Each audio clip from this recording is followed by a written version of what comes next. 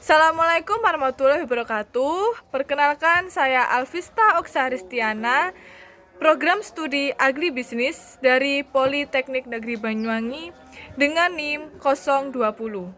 Nah, di sini saya akan menjawab pertanyaan ujian akhir semester mata kuliah konservasi lingkungan dengan dosen Bapak Abdul Holik STP MSc.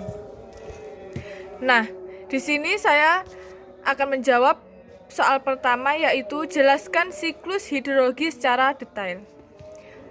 Siklus hidrologi terjadi karena adanya evaporasi. Nah, evaporasi sendiri didapatkan dari air laut, air danau, dan air sungai. Sedangkan evaporasi sendiri itu artinya adalah penguapan.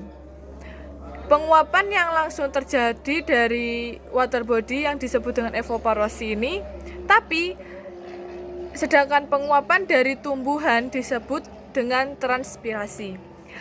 Maka gabungan dari evaporasi dan transpirasi merupakan evapotranspirasi.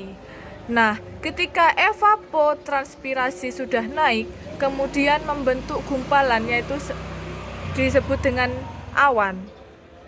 Jika awan tersebut terjadi hujan yang terjadi di pesisir, maka disebut dengan siklus hidrologi pendek. Sedangkan siklus medium sedikit jauh dari kawasan pesisir. Namun, jika terjadi di pegunungan, maka disebut dengan siklus panjang. Setelah terjadinya kondensasi, yaitu terjadi presipitasi, yaitu hujan. Dari hujan ada yang air mengalir langsung di atas permukaan disebut dengan runoff. Ada juga yang masuk ke dalam, yaitu namanya infiltrasi. Dan infiltrasi tadi masuk lebih dalam disebut dengan perkorasi. Nah, soal kedua yaitu bertambahnya populasi menjadi kebutuhan lahan tidak terelakkan. Akibatnya, banyak terjadi kerusakan lingkungan untuk memenuhi kebutuhan dasar hidup manusia. Bagaimana pendapat Anda?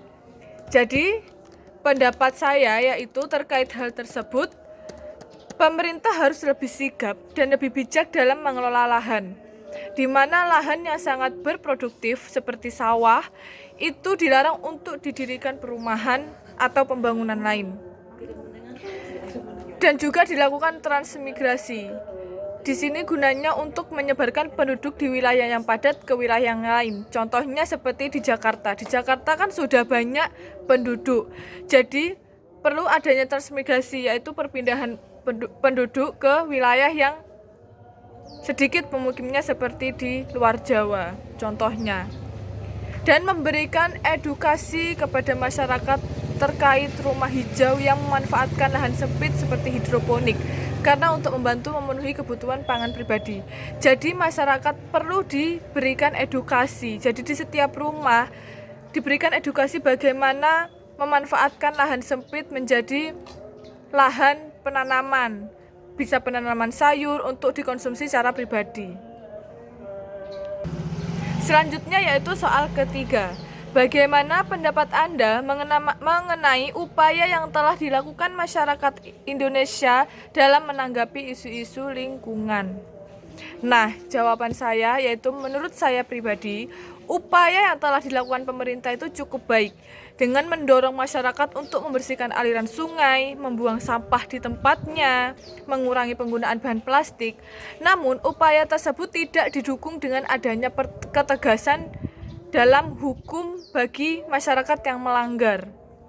Nah, sehingga gerakan tersebut hanya dilakukan oleh beberapa masyarakat yang sadar lingkungan saja dan hanya bertahan dalam beberapa waktu saja. Jadi di sini pemerintah perlu adanya ketegasan dalam hukum bagi masyarakat yang melanggar. Hal itu akan membuat masyarakat takut untuk melanggar peraturan yang telah dibuat oleh pemerintah. Ya, kita lanjut ke pertanyaan nomor 4, yaitu apa yang Anda lakukan jika Anda menjadi seorang Bupati Banyuwangi terkait dengan program lingkungan? Nah, di sini saya menjawab, jika saya menjadi Bupati, Banyuwangi, program lingkungan yang saya lakukan adalah saya akan membuat suatu program di mana setiap 1 bulan sekali akan diadakan Banyuwangi Sehat. Nah, program tersebut harus dilakukan. Jadi, di setiap kecamatan diwajibkan untuk kerja bakti membersihkan lingkungan.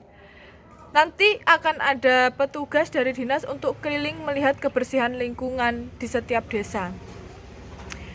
Program tersebut wajib dilakukan secara terus-menerus. Selain itu, saya akan membuat program anti plastik. Jadi masyarakat yang berbelanja wajib membawa tas sendiri dari rumah. Jadi hal-hal tersebut sangat membantu untuk menjaga kelestarian lingkungan. Jadi sekian jawaban dari saya. Kurang lebihnya saya mohon maaf. Semoga bermanfaat dan dapat diterima oleh Bapak Holik. Sekian, mohon maaf apabila ada salah kata. Wassalamualaikum warahmatullahi wabarakatuh.